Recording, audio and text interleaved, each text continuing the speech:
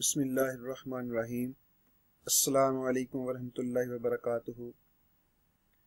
گزشتہ لیسن میں ہم نے مزاج کے بارے میں پڑھا، اس کی تعریف کے بارے میں، مختلف عمروں کے لحاظ سے مزاج کے بارے میں پڑھا، اور ہم نے جانا کہ جسم انسانی کے اندر مفرد مزاج کے لحاظ سے کون کون سے اعضاء ہیں۔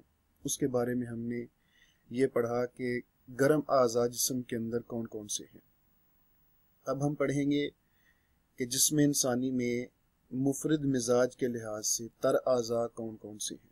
اس کی تعریف میں یہ بیان کیا اس طرح کیا جاتا ہے کہ یہ وہ اعضاء ہیں جن میں رطوبت نسبتاً زیادہ ہوتی ہے، اور ایسے اعضاء اپنے جوہر میں بلغم کی کثیر مقدار اور خون کی قلیل مقدار کو قبول کرتے ہیں، اس لیے ان کے اندر گرمی کم ہوتی ہے اور ان کے اندر رطوبت زیادہ ہوتی ہے۔ ان اعضاء میں سب سے زیادہ رطب یعنی کہ تر اعضاء سمین یعنی کہ پتلی چربی ہے، جو عام طور پر گوشت کے ساتھ ہوتی ہے۔ اس کا جوہر ایک روغنی مادہ ہے جو منجمد رہتا ہے، اور اس کے انجماد کے لیے برودت کی ضرورت ہوتی ہے۔ اس کے بعد شحم یعنی گاڑھی اور موٹی چربی ہے جو بالعموم جھلیوں کے ساتھ لگی رہتی ہے۔ اس کے بعد خشک اعضاء یعنی کہ اعضاء یابسہ، ایسے اعضاء جو اپنے جوہر میں خشکی کی کثیر مقدار اور خون کی قلیل مقدار اور رطوبت کی قلیل مقدار کو قبول کرتے ہیں، وہ یابس اعضاء کہلاتے ہیں۔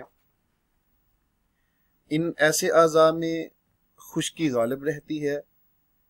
ایسے اعضاء جو ہیں وہ سودا، بخارات دخانیہ اور صفرائے محترکہ سے پیدا ہوتے ہیں۔ ان میں سب سے زیادہ خشک بال ہیں جو بخارات دخانیہ سے پیدا ہوتے ہیں۔ اس کے بعد ہڈیاں ہیں، لیکن یہ بالوں کی نسبت کم خشک ہیں، کیونکہ ان سے کئی حیوان تغذیہ حاصل کرتے ہیں، غذا حاصل کرتے ہیں۔ ہڈیوں کے بعد کریاں یعنی کہ غضاریف، نرم اور کری ہڈی جسے کہتے ہیں، کری ہڈی جسے کہتے ہیں، جیسے کان کی ہڈی، نرم ہڈی اس کو کہتے ہیں۔ ان کے بعد اعصاب، رباطات، وتر اور اغشیہ، یہ خشک اعضاء جو ہیں مفرد مزاج کے لحاظ سے یہ خشک اعضاء جسم میں پائے جاتے ہیں۔ چوتھے نمبر پر سرد اعضاء، اعضاء باردہ، یہ وہ اعضاء ہیں جن میں برودت نسبتاً زیادہ ہوتی ہے۔ سرد اعضاء میں سب سے زیادہ سرد ہڈی، پھر کری ہڈی، اس کے بعد رباط، پھر اعصاب، اس کے بعد حرام مغز، اور آخر میں دماغ شامل ہے۔ ایک چیز پھر اس کو نوٹ کریں کہ ہم نے مفرد مزاج کے لحاظ سے یہ اعضاء بیان کی ہیں، مرکب مزاج کے لحاظ سے جب ہم بیان کریں گے تو پھر ان کی آگے تشریح آئے گی۔ امور طبیعیہ میں تیسری چیز خلت ہے۔ خلت کی تعریف اس طرح بیان کی گئی ہے کہ اخلاط کی جمع خلت ہے، جس کے لغوی معنی آمیزش یا ملی ہوئی چیز کی ہیں۔ بدن انسانی کے اندر جو رطوبات پائی جاتی ہیں وہ آپس میں ملی جلی ہوتی ہیں۔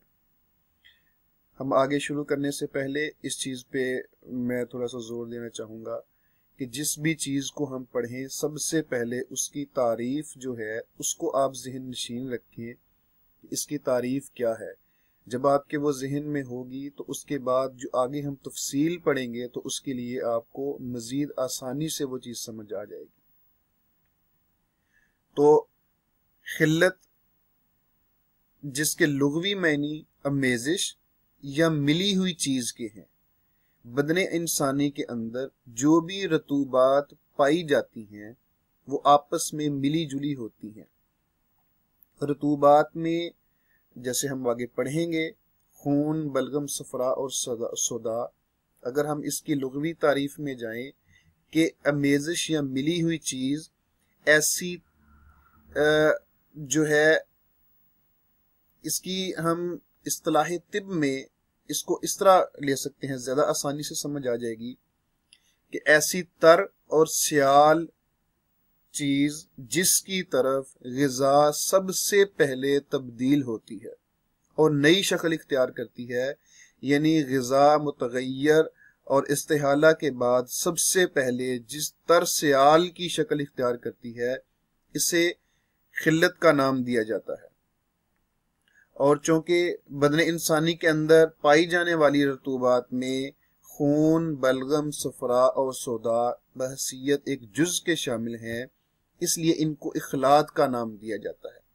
جس طرح ہم نے پہلے پڑھا کہ اصطلاح طب میں خلت کی تعریف یہ ہے کہ تر اور سیال رطب جسم، تو خون، بلغم، صفرا اور سودا یہ تینوں جسم کے اندر لیکوڈ شکل میں ہوتے ہیں، سیال شکل میں ہوتے ہیں، تو یہ اخلاط کی تعریف میں آتے ہیں۔ تو تعریف کے لحاظ سے چونکہ یہ مایع شکل میں ہوتے ہیں، سیال شکل میں ہوتے ہیں، اس لیے خون، بلغم، صفرا اور سودا مزاج کے لحاظ سے بے شک علیحدہ علیحدہ ہوں، لیکن تعریف کے لحاظ سے یہ چاروں ایک ہی دائرے میں آتے ہیں۔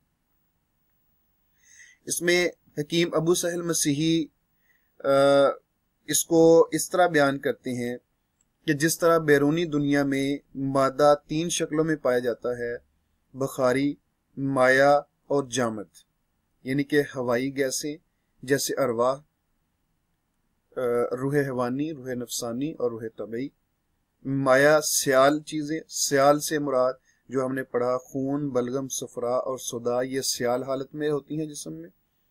اور جامد یعنی کہ ٹھوس، یہ اعضاء ہیں، جسم کے اندر جتنے بھی اعضاء پائے جاتے ہیں یہ ٹھوس حالت میں ہوتے ہیں، کیونکہ نہ تو یہ رقیق ہوتے ہیں کہ بہہ جائیں اور نہ ہی یہ ارواح کی طرح ہوتے ہیں کہ وہ اڑ جائیں۔ یہ ٹھوس حالت میں، اعضاء ٹھوس حالت میں ہیں، اخلاط مایع شکل میں ہیں، اور جو ارواح ہیں وہ بخاری اجزاء کی شکل میں ہیں۔ اسی طرح بدن انسانی میں بھی مادہ 3 شکلوں میں ہے، جس میں انسانی کے اندر بخاری ہوائی شکل کے اجزاء ارواح کہلاتے ہیں، سیال اجزاء مایع اخلاط اور رطوبات کہلاتی ہیں، جامد ٹھوس اجزاء اعضاء کہلاتے ہیں۔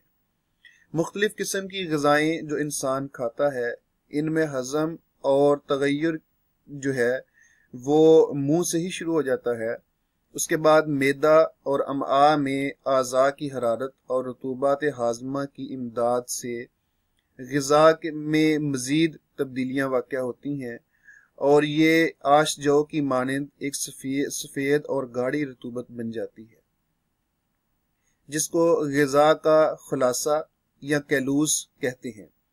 یہ کیلوس باریک رگوں یعنی عروق ماساریکاز کے ذریعے جذب ہو کر جگر میں پہنچ جاتا ہے، وہاں پر پھر جگر کے عمل سے ہضم ہو کر مختلف حصوں میں منقسم ہو جاتا ہے اور مختلف قسم کے مواد اور رطوبات حاصل ہوتے ہیں۔ اسی حاصل شدہ مادہ کو کیموس یا اخلاط کہا جاتا ہے۔ اخلاط کی 2 قسمیں ہیں، خلت محمود یعنی کہ اچھی اور صالح خلت۔ یہ وہ خلت ہے جو تنہا یا دوسری اشیاء کے ساتھ مل کر غذا پانے والے عضو کا جوہر یا جزو بن جائے اور عضو کے بالکل مشابہ ہو کر یک ذات ہو جائے۔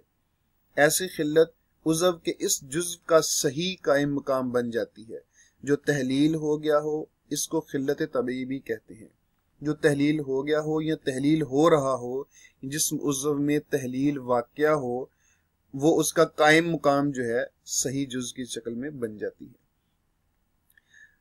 ردی خلت، یہ وہ خلت ہے جس میں مذکورہ بالا صفات نہ ہو، خلت ردی یا غیر طبعی کہلاتی ہے، یعنی ایسی خلت اعضاء کا جزو بننے کی صلاحیت نہیں رکھتی۔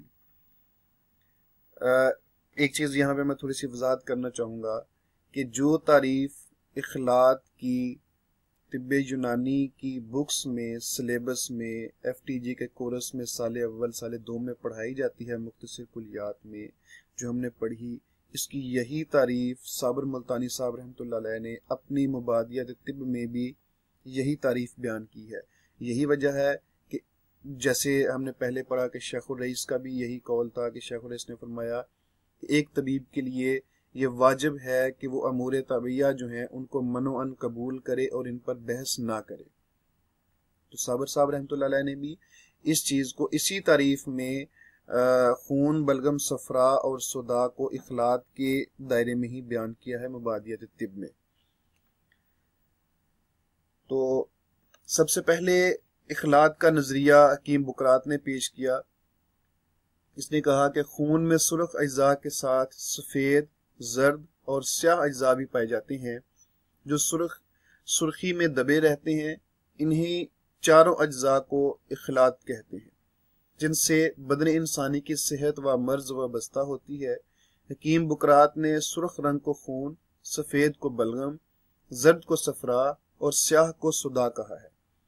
بقراط نے یہ بھی کہا ہے کہ یہ سارے اجزاء خون میں ایک خاص تناسب سے ملے جلے رہتے ہیں جس سے صحت قائم رہتی ہے، اور جب اس تناسب میں بلحاظ کمیت یا کیفیت فرق واقع ہو جائے تو صحت کا خاتمہ ہو جاتا ہے۔